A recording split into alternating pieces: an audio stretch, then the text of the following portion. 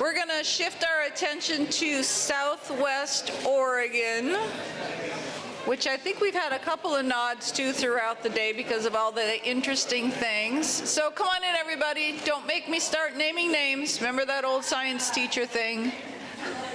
I will name names.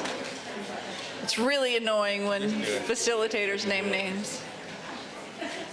Thank you.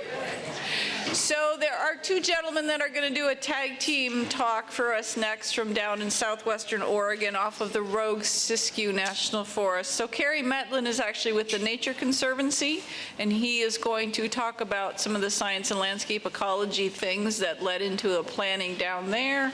And Rob Barnhart, he's with the Rogue Siskiyou. He's actually now just taken a new job in the regional office as the stewardship coordinator. So he will be talking about the NEPA process. So please help me welcome Kerry and Rob.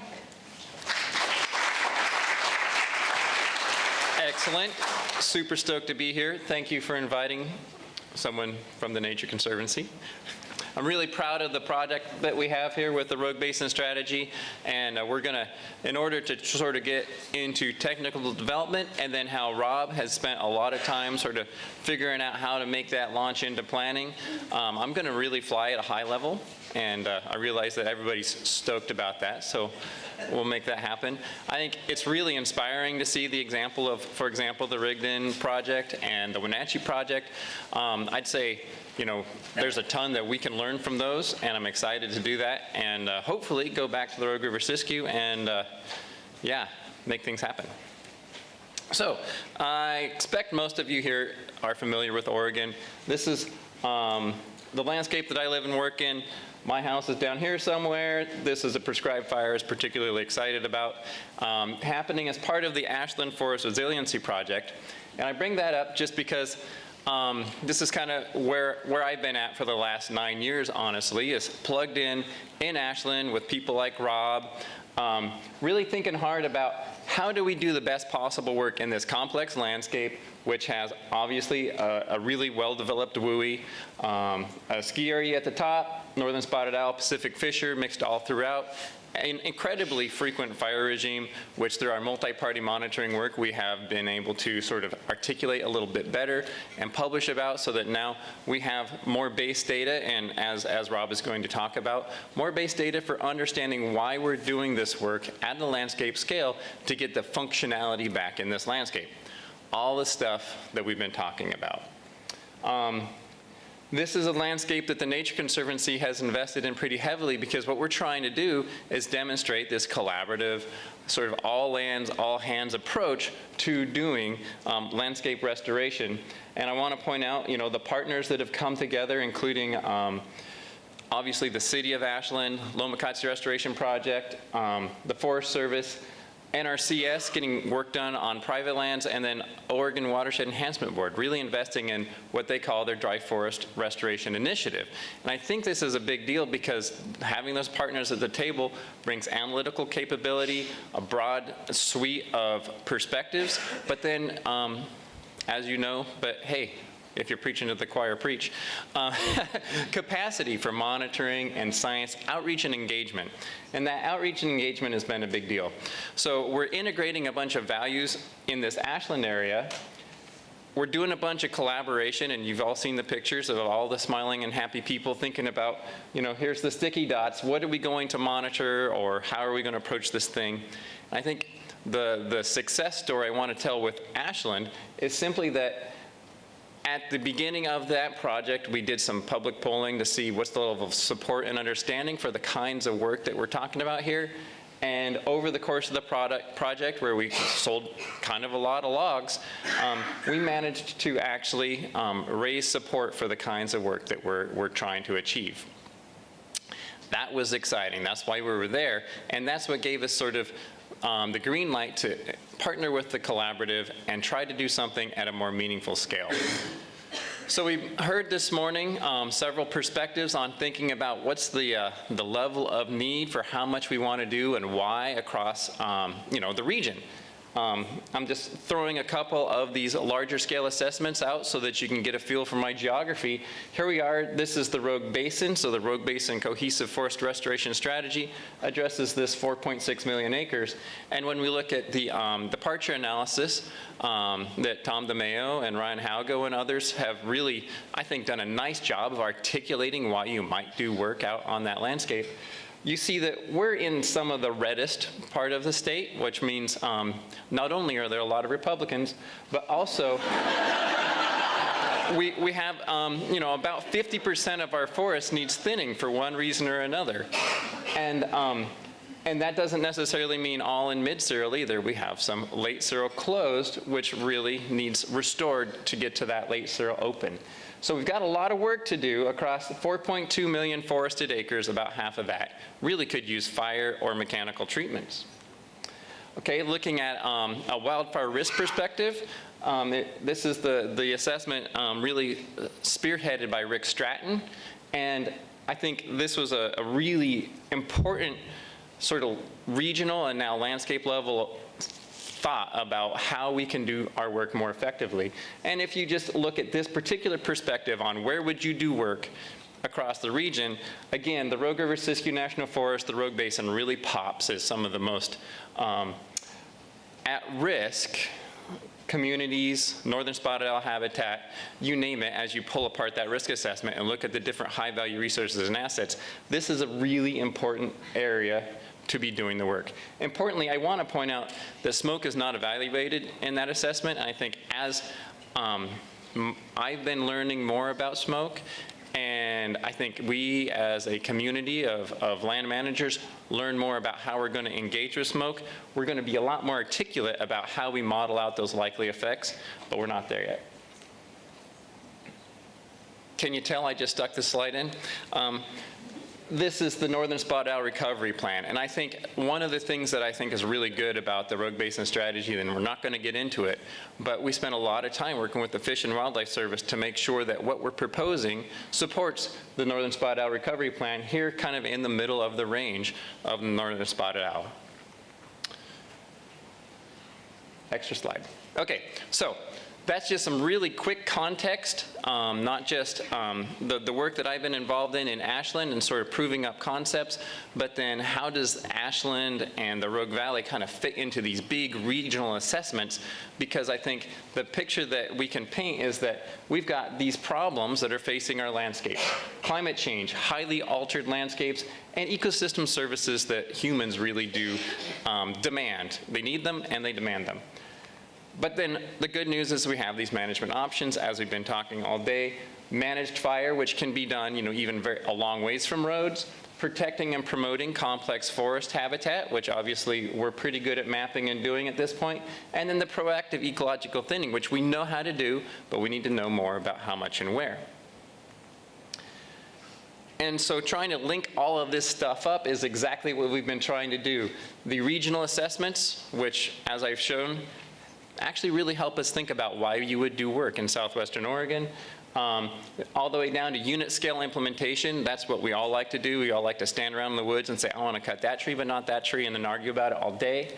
And what we try to do with the Rogue Basin strategy is provide a connecting point. So we can boil down from these regional assessments through to developing watershed restoration priorities. Then people like Rob can develop prescriptions, and we can actually talk about doing treatment on the ground, and then monitoring, which also feeds back up to those regional assessments so that we can see how are we doing, how is our performance.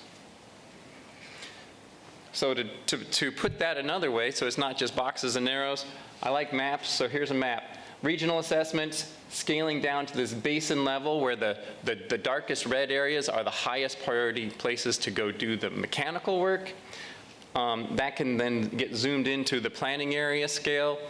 So this is the Ashland Forest All Lands Restoration Perimeter. And then the dark areas, you can see that's where we actually did decide to do the work as part of that project. And then all the way down to developing stand level prescriptions so we can estimate the amount of work that needs done and how much that's going to cost and what timber revenue might come off.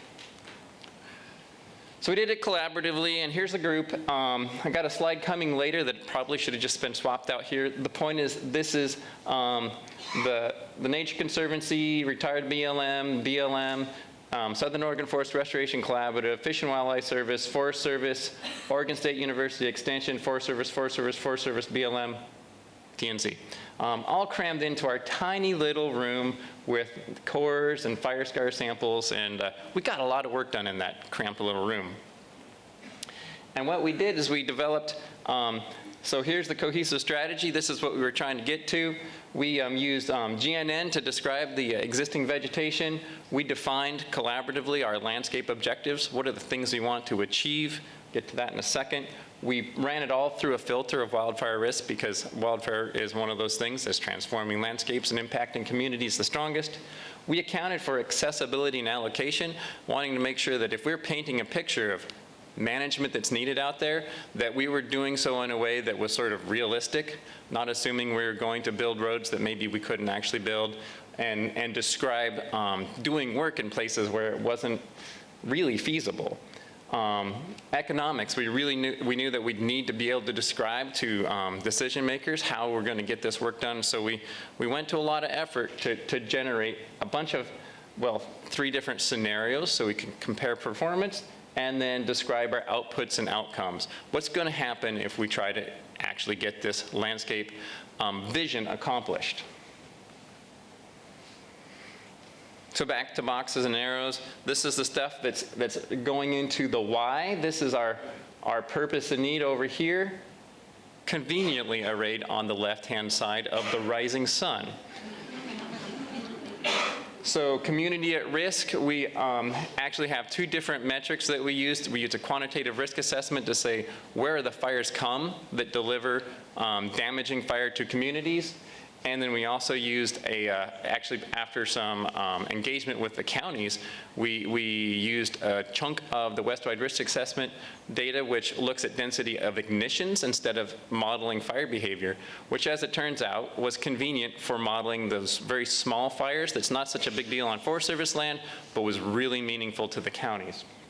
So 2 metrics of community wildfire risk, one from a large fire perspective with FSIM, and one from a local perspective, density of ignitions from the West-wide risk assessment. Resilient landscapes, that metric, we used, well, it wasn't DeMayo et al. At that point, it was Halgo et al. But ecological departure, we worked really closely with the Fish and Wildlife Service to look at how do we recover the northern spotted owl. We identified historical cores. We identified not yet NERF that we wanted to thin and accelerate the development of NERF, and we targeted our treatment so that we would reduce wildfire risk and wildfire behavior coming into the cores. And then we had a climate resilience layer that I'm not going to talk about now, but the basic idea is we didn't have a great tool, but we wanted to elevate the conversation about the work we were doing in the context of building climate resilience. We described treatment types. In other words, we developed prescriptions that were flexible and scaled across that 4.6 million acres, responsive to individual vegetation. I mentioned it before, but we actually modeled out how we're going to yard any material and how we're going to get to places so that we can get at cost. And in a perfect world, we would have generated a predictable workflow. That was the idea. We still haven't perfectly got to it, but the idea is we want to prioritize this landscape and be able to talk really articulately about why we want to do the work, how we're going to do the work, and what's going to take to get that work done. So here's one of our primary maps that gets served up a lot. So here you see lots of partners, but this is actually an optimized solution. So we used the model MarkSan to basically plug in our landscape scale objectives and say, where can we best achieve the work on all of our objectives? But then we also mapped out our 5 landscape scale objective functions. So in the darkest red for a given planning area, so you can see these are the most important places to do northern spotted owl habitat work, for example. Or for climate resilient landscapes, you would do work in these dark planning areas. And then over here, the integrated solution, which the little squares are 27 acre, blah, blah, blah. It's the technical. That's where we would do the work. And then the color relates to the importance of doing that work. And so this is the Upper Applegate planning area as an example. It's great that they actually, the Forest Service went there before we had this analysis done. But it's a really important place to do the work. And if you look at these maps, you can see it's not as important from a local fire risk. It pops for large wildfire, it pops for resilient landscapes, it pops for owls, and it pops for climate resilient landscapes. So there's a lot of reasons to say why you're there. And what I'm excited about this tool is it allows us to not just provide some sort of a ranking of project areas where you ought to go do the work. It also allows you to say, given this part of the landscape, these are the reasons you would do the work. And this is how it compares to all the other places you might possibly do that work in the Rogue Basin. I think I was in a hurry. We're doing really well. But we're not even close to done. So I told you that we ran 3 different scenarios. That's a business as usual scenario, a max fed scenario where we treated all of the treatable and accessible ground on the Rogue River Siskiyou and the Medford District BLM. And then we did another scenario where we added to that, so we treated 40% of the community at risk. Another 5 minutes? You have 5 minutes. Excellent, thank you. And because and then we ran 3 FSIM scenarios so that we could say, how did that risk change? And I should point out, Donald Helmbrecht down here in the front was involved in that. Thank you, Don. Overall, we reduced wildfire risk by 70%. We reduced wildfire risk to homes by 50% and risk to spotted owl core habitat by 50%. So these are, in my mind, some very meaningful metrics that we can carry forward and talk about getting this work done. We also can talk about jobs. So this is actually a picture from the Ashland project. These are trees that Rob slated to die. But if you look at the Rogue Basin forest restoration strategy, what we see is that it costs a lot of money, right? $32 million annually. But you know what? That also generates a lot of timber, even though most of the acres that you treat aren't commercial acres.